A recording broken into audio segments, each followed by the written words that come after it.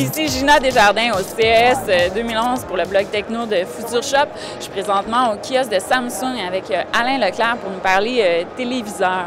Donc Alain, en 2010, on parlait beaucoup des téléviseurs 3D. Cette année, c'est l'évolution, mais est-ce que la révolution, c'est dans les téléviseurs connectés?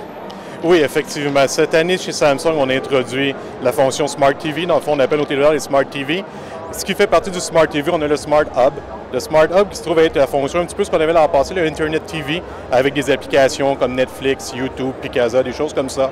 On a aussi le Search All. Search All, c'est vraiment une fonction qui est vraiment cool. On a un engin de recherche qui est intégré au téléviseur. On met un mot-clé, puis il va rechercher à partir sur le téléviseur tous les appareils qui sont connectés, que ce soit un appareil DLNA, Netflix, Picasa. Il va chercher tout ce qui a rapport avec le mot-clé qu'on a rentré. Donc, c'est vraiment une façon révolutionnaire de chercher le contenu dans nos téléviseurs. On a aussi la fonction Your Movie qui va permettre justement au téléviseur de nous suggérer des films selon nos préférences. Le téléviseur va un petit peu vérifier ce qu'on fait, nos habitudes, qu'est-ce qu'on a l'habitude de regarder. Il va nous suggérer des choses justement qui sont connexes avec nos goûts à nous. La quatrième fonction du Smart TV, ça se trouve à être le navigateur complet. Donc maintenant, cette année, avec votre téléviseur, ce qui est branché sur Internet, ça va permettre à l'utilisateur d'aller carrément sur Internet comme sur un ordinateur. Donc ça, c'est vraiment cool. Et la dernière fonction, on va avoir aussi, les téléviseurs sont prêts pour Skype. Donc Skype, on peut rajouter une caméra sur le téléviseur. Ça va permettre justement au client, à l'utilisateur de faire des appels vidéo, des appels vocaux directement à partir du téléviseur sans toucher à son propre téléphone.